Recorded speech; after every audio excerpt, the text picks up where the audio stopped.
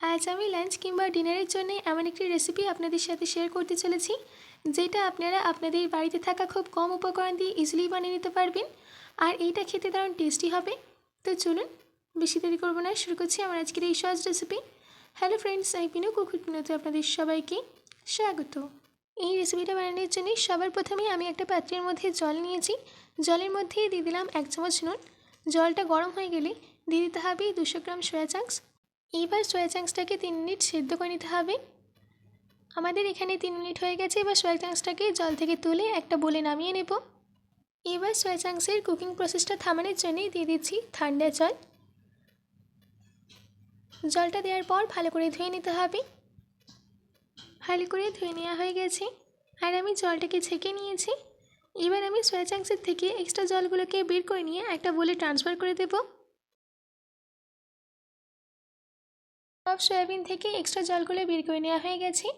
এবার একটা কড়াইয়ের মধ্যেই দিয়ে দিচ্ছি 4 চামচ সাদা তেল। তেল গরম হয়ে গেলে দিয়ে দিচ্ছি 4টে মিডিয়াম সাইজের কেটে রাখা আলু। এবার আলুটাকে ততক্ষণ ভেজে নিতে হবে যতক্ষণ না এর মধ্যে একটা হালকা গোল্ডেন কালার চলে আসে।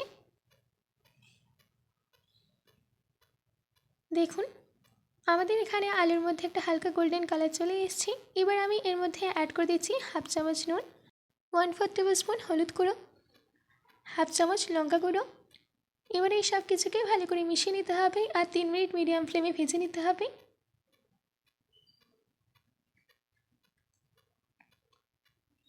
3 মিনিট বাদ দেখুন, আমাদের এখানে আলুর মধ্যে একটা সুন্দর কালার চলে এসেছে।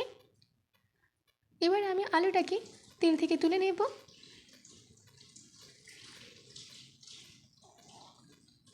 এবার ওই একই তেলে আমি দিয়ে দিচ্ছি সেদ্ধ করে রাখা সয়া চাংস। সয়া চাংসটাকেও 2 মিনিট মিডিয়াম ফ্লেমে ভেজে নিতে হবে। 2 মিনিট বাদ দেখুন, আমাদের এখানে সয়া চাংস ভেজে নেওয়া হয়ে গেছে। এবার আমি সয়া চাংসগুলোকেও তুলে নেব। এবার ওই একই কড়াইতে আমি দিয়ে দিচ্ছি 4 চামচ সাদা তেল। তেল গরম হয়ে গেলে দিয়ে দিতে হবে 1/2 চামচ জিরে। এবার গরম মশলার মধ্যেই দিচ্ছি 3টে এলাচ, 3টে লবঙ্গ, 1/2 দারচিনি, দিচ্ছি 2 চিমটি হিং। এই সব কিছু ফ্লেভার তেলের মধ্যে চলে গেলে দিয়ে দিতে হবে একটা বড় সাইজের কেটে রাখা পেঁয়াজ। পেঁয়াজটাকে ততক্ষণ ভেজে নিতে হবে যতক্ষণ না এর মধ্যে একটা সুন্দর গোল্ডেন কালার চলে আসে।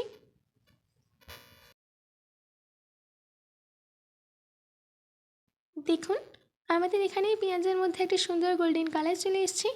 এবার আমি এই স্টেজে দিয়ে দিচ্ছি 1 চামচ লঙ্কা গুঁড়ো। লঙ্কা গুঁড়োটা দেওয়ার পর ভালো করে মিশিয়ে নিতে হবে।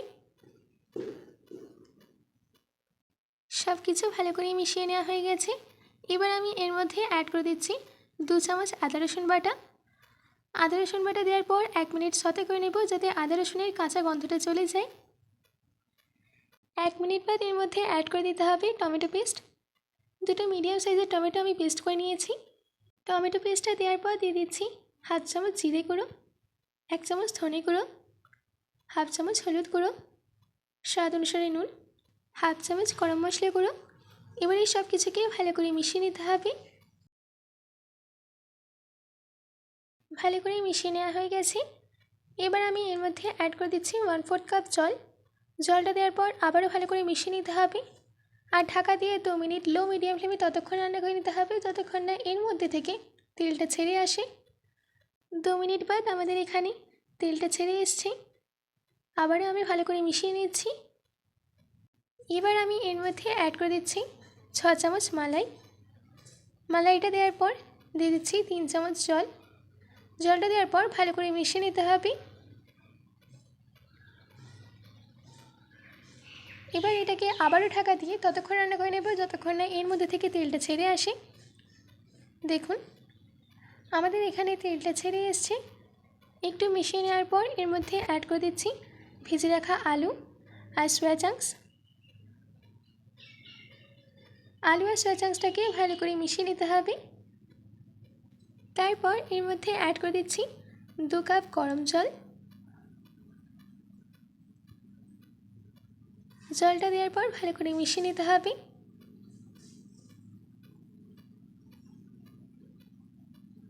ভালো করে মিশিয়ে নেওয়া হয়ে গেছে। এবার ঢাকা দিয়ে 4 মিনিট রান্না করে নিতে হবে।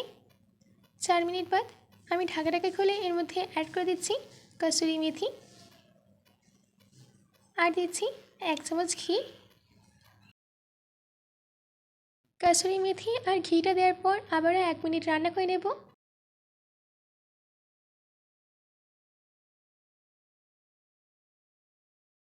বেশ, রেডি হয়ে গেছে আমাদের দারুণ স্বাদের সয়া চাংসের এই রেসিপিটি। এবার গ্যাসের ফ্লেমটাকে অফ করে দিয়ে আমি গরম গরম সার্ভ করে নেব। আশা করছি আমার আজকের এই রেসিপিটি আপনাদের ভালো লেগেছে। বাড়িতে এটি অবশ্যই ট্রাই করবেন ও কমেন্ট করে জানাবেন যে কেমন হয়েছে। আজকের মতো এইটুকু, আবার দেখা হচ্ছে অন্য কোনো রেসিপি নিয়ে। ভালো থাকবেন, সুস্থ থাকবেন।